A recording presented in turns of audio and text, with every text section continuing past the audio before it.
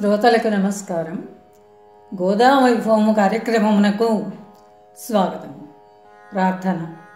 అఖండ మండలాకారం వ్యాప్తం యేన చరాచరం తత్పదం దర్శితం యేన తస్మై శ్రీ గురవే నమః. బ్రాహ్మీ భూపాల రాగంబు పవనమూర్తి పాటల విసన్నైలలై పర్వులెత్త వేకువను గోద కొలనికి వెడలి చీకటులను మజ్జనం బొనరించి కొలని నీట.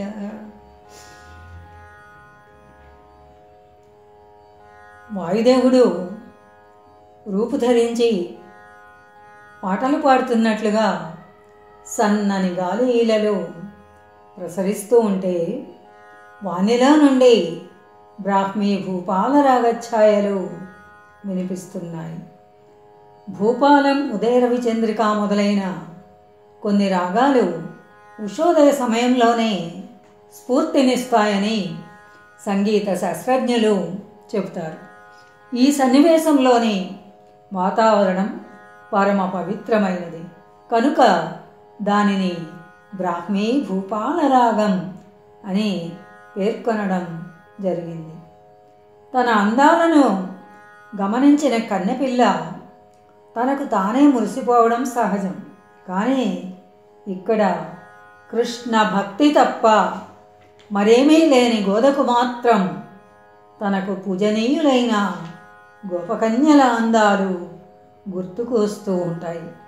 అణువణువున పవిత్రత అంటే ఇదే. ఆమె కొలనిలో చక్కగా స్నానం చేసి ఇంటికి వచ్చి పాము కుబుసం వంటి చీరను, పట్టు కంచెలను, ఒక విధమైన రవిక కట్టు ధరించింది. మణి దర్పణంలో చూసుకుంటూ నిలువుగా దోసగింజ ఆకారంలో కస్తూరి బొట్టు, దాని క్రిందుగా చిన్న చుక్క అలంకరించుకుంది. కేశవేశాన్ని పైకి ముడిచి కొప్పుగా అమర్చుకుంది. పద్మం వంటి ముఖం పైన ఆమె కేశ సంపద పొదరింటి పైనున్న పూలగుత్తులపై తుమ్మెదల గుంపులాగా ఉంది. స్వామి తనకు అనుగ్రహించిన దీక్షలోని సారం గ్రహించినట్లు అలంకరించుకున్న గోదాదేవి తోటలోనికి నడిచింది. రంగురంగుల పువ్వులతో తులసి, మరువము, దమనము కలిపి వన్నెల మాలికలు గుచ్చింది. వానిని తన వక్షస్థలంలో ధరించి అద్దంలో చూచుకొన్నది. తనకు నచ్చిన దండలను ఎంచి తట్టలో పొందికగా సర్దింది. మళ్ళీ వాటిలో ఒక దానిని తీసుకొని మెడలో ధరించి దివ్య వైభవ లక్ష్మి వస్తున్నట్లు అనిపిస్తూ గుడికి తరలి వచ్చింది. అయితే ఆమె గదిలో ఎన్నో నాళ్లుగా ఒక చిలుకను పెంచుకుంటోంది. గోద గదిలోన పెరిగిన కొదమ చిలుక కృష్ణనామము నేర్చిన దిన్నిరేలు, నేను ఒత్తున గుడికని నిలిచేదుట గోదరమ్మన భుజమెక్కెనాదరమున.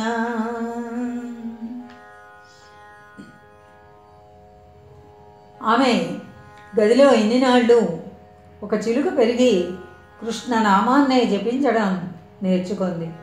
గోద ముందుకు సాగుతూ ఉండగా ఆ చిలుక తాను వస్తానన్నట్లు ఎదుటికి వచ్చింది. రమ్మని గోద ఆమెకు అనుమతి ఇవ్వగా సంతోషంగా ఎదిరి ఆమె భుజంపై వ్రాలి నిలబడింది. ఆమె గుడికి వచ్చి స్వామిని తన ముగ్ధ మనోహర కంఠంతో ఇలా కీర్తిస్తోంది. ఓ స్వామి, నీ శిరస్సుపై వెలుగుతో ఉన్న నెమలి పింఛం ఎంత అందంగా ఉంది. నీ కన్నుల వెలుగులో కరుణరసం ప్రవహిస్తోంది. నా హృదయాధినాథుడవు నీవు. దయతో నాకు స్వప్నం కల్పించి విశ్వ ప్రేమను మధించి నవనీతాన్ని నాకు చవి చూపించావు. మరల మరల నిన్నే కీర్తిస్తూ నీ స్వచ్ఛమైన మూర్తితో లీనమై యుగాంతం వరకు ప్రకాశిస్తూ ఉంటాను. ఇలా విన్నవించిన గోద ఇల్లు చేరుకుంది. తన తండ్రి గారు శిష్యులు చదువుతున్న నాగేంద్రసేనుని పుణ్యకథలను, తిరువాయ్మొళి అనే దివ్య ప్రబంధాన్ని వింటూ గడిపివేసింది. ఆ తరువాత విష్ణుచిత్తుడు ఆలయానికి బయలుదేరాడు. ఆయన సామాన్యుడు కాదు. శ్రీకృష్ణుని కీర్తి అనే పర్వతాన్ని చిటికెన వ్రేలిపై ఎత్తి నిలబెట్టి భక్తజనులను వారికి నిలువ నీడనిచ్చిన మహాభక్త శిఖామణి. తన కంఠమాధుర్యాలు ఆహ్లాదం కలిగిస్తూ ఉండగా ఆమూలాగ్రంగా పూజస్తోత్రం పూర్తి చేశారు విష్ణుచిత్తులు. సద్భక్తితో స్వామిని సేవించిన తరువాత గోద కూర్చిన పూలదండలు వేదమంత్రపూర్వకంగా స్వామి వక్షం పైన అలంకరించారు. ఆ మాలికల స్పర్శకు స్వామి శరీరం చెమర్చింది. దానికి తోడు ఆ పువ్వుల తేనెలు కూడా ఆయన దేహంపై నిలబడినాయి. తన సేవలకు స్వామి సంతోషించాడని భావించిన విష్ణుచిత్తుడు అదే తగిన సమయం అనుకొని స్వామికి తన మనసులోని వేదనను విన్నవించారు. స్వామి, నా కుమార్తె గోదాదేవి నీ పాదదాసి. జాగరంబులు మేమును సలిపినాము, పుణ్యదివముల రాత్రులు పొలుపు మిగుల. నిత్య జాగరమూర్తిగా నిద్రమాని ఏమి సాధించుచున్నదో ఏమి చెప్పుమా. నిన్ను ధ్యానించుచునే యోగ నిద్రలోన మెను మరతుము నీ సేవలోన క్షణము. ఆమె నీ పాట పాడి అహర్నిశమ్ము బాహ్యలోకము లేనిదై పరవశించు. వేద శస్త్ర పురాణముల్ వెదికినాను, ఆడువారుల కథలెల్ల నరసినాను. గోద పూనినదైన ఈ కృత్త వ్రతము కానుపింపదు వ్రతమిద్ది కలదయందు. స్వామి, నా కుమార్తె నీ పాదదాసి. నీ పాదాలను సేవించే విధానంలో నా మార్గాన్ని అనుసరించి నన్నే మించిపోయిన భక్తితో నిన్ను సేవిస్తోంది. ఆమె చేసే తపస్సు నీ సమ్మతి లేకుండా చేయదని నేను తెలుసుకున్నాను. కానీ ఆ విధానమే నాకు ఆశ్చర్యం కలిగిస్తోంది. నా సామాన్యమైన బుద్ధికి అందనిది ఏదో సాధించడానికే ఆమె ఈ తపస్సు చేస్తోన్నట్లుంది. విష్ణుచిత్తుని మాటలలో ప్రసన్నతతో పాటు సున్నితమైన లౌక్యం కూడా తొంగి చూస్తోంది. స్వామి అనుమతి లేకుండా గోద ఈ సాధన చెయ్యదని విశ్వాసమూ ఉంది. ఒకవేళ ఆయన సమ్మతి లేకుండా చేస్తుంటే స్వామి చూస్తూ ఎలా ఊరుకున్నాడు? ఒకవేళ అదే నిజమైతే ఆమె మార్గం సరి అయినదా? కాకపోతే సరిచేయవలసిన బాధ్యత కూడా ఉందా? ఈ మాట వాచ్యంగా చెబితే స్వామిని తాను ఆదేశించిన వాడవుతాడు. కనుక తన భావాన్ని సున్నితంగా స్పృశింపజేశారు విష్ణుచిత్తులు. మహాపురుషుల లౌక్యం కూడా ఇంత అందంగా ఉంటుంది. పుణ్యదినాల రాత్రులలో మేము కూడా జాగరణ చేశాము. కానీ నా పుత్రిక నిత్యము జాగరణలు చేయడం ఏమి సాధించాలని కృచ్ఛ చాంద్రాయణ వ్రతాలలో శరీరాలు కృశించి ఉపవాస వ్రతాలు చేశాము. ఆమె మాత్రం నిరంతరాయంగా రోజుల తరబడి ఉపవాస దీక్ష చేస్తోంది. ఏమిటి విచిత్రం? మేము వ్రతాలు చేస్తున్నప్పుడు బ్రహ్మవర్చస్సు వంటి ఒక చిన్న తేజస్సు మా ముఖాలలో మాత్రం కనబడుతూ ఉంటుంది. కానీ నా కుమార్తె వ్రతంలో శరీరమంతటా ఒక విలక్షణమైన తెల్లని కాంతి అవహించి ఉంటోంది. మేము నీకు ఆత్మార్పణ చేసి కన్నులు మూసి నిలబడిన వేళలో మా కన్నులలో ఆనంద బాష్పాలు నిలబడతాయి.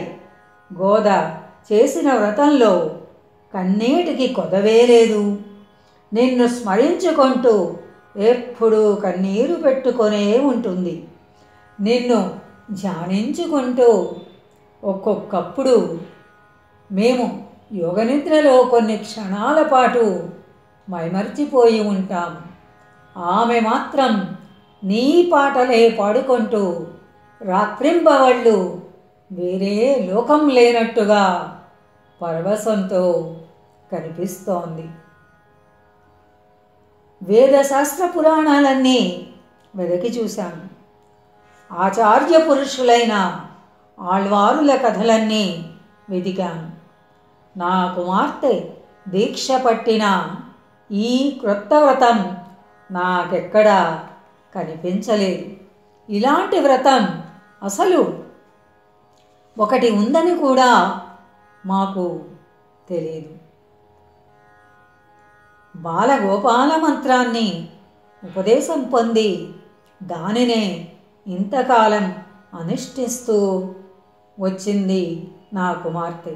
అంతేగాని వేరే వ్రతమేది మేమెవ్వరము ఉపదేశించలేదు. ఇటువంటి దీక్షలు అసలు లోకంలో ఎక్కడైనా ఉన్నాయా? ఈ వ్రతానికి ఫలితమేమిటి? వ్రత సంకల్పంలోని అంతరార్థమేమిటి? అసలు వ్రత సంకల్పం ఎలా చేయాలి? ఈ వ్రతం ఇలా ఎన్నాళ్ళు సాగాలి? ఈ వ్రత సమాప్తి చేసే విధానమేమిటి? జవాబులు తెలియక నా మనస్సులో దిగులు నిండి ఉంది. నీవైనా తెలుపవా మహానుభావా? ఏ వ్రతానికైనా సంకల్ప విధానం, దానికి ఒక ఫలితం, కాల నిర్ణయం, ఉద్యాపన విధానం స్పష్టంగా విధించబడి ఉంటాయి. ఈ శాస్త్ర పరిధిలోనే ఆలోచిస్తున్న అమాయకుడు మన విష్ణు చిత్తుల వారు. స్వామికి ఇలా విన్నపం చేసిన విష్ణు చిత్తులు తీర్థప్రసాదాలు స్వీకరించి ఇంటికి చేరారు. గోదకు తండ్రి ఉపదేశించిన బాలగోపాల మంత్రం క్లీం అనే బీజాక్షరంతో కూడిన మన్మథ బీజం అయినా చిన్ననాడు ఆయన ఉపదేశించిన బీజాక్షర సాధనమే ఈనాటికి ఈ విధంగా పరిణమించి వేణుగోపాలదేవుని అనుగ్రహానికి పాత్రురాలని చేసింది. తండ్రి గారే గురువు కాగలిగిన అదృష్టం ఎంతమందికి ఉంటుంది? ఆమెకు ఆ అదృష్టం దక్కింది. అటువంటి అదృష్టం పట్టిన పుణ్యస్వరూపిణి మన గోదాదేవి. గోద ఈ రీతి గడిపిన కూక్కులేని రేయి తలచి భావముల్ హాయి గొలిపి భక్తవరులను బ్రోచును పదవదినము వరధనుర్మాస రసభావ బంధునముగా. ఆడువారు బీజాక్షరాలతో కూడిన మంత్రాలు పఠించరాదని నిషేధించే సాంప్రదాయం ఋషులెవ్వరూ పెట్టలేదు, సమ్మతించబడింది. సనాతనమైన పవిత్ర సంప్రదాయమే ఇక్కడ చెప్పబడింది. గోదకు తండ్రి ఉపదేశించిన ఈ మంత్రాన్ని పఠిస్తున్న ఆమె నిద్రలేని ఈ 10వ నాటి రాత్రి గోదాకుమారి మనసులో కలిగిన మధుర భావాలు ధనుర్మాస భక్తుల జీవితాలను రసభావమయంగా నిలిపి రక్షించుగాక. స్వస్తి సశేషం.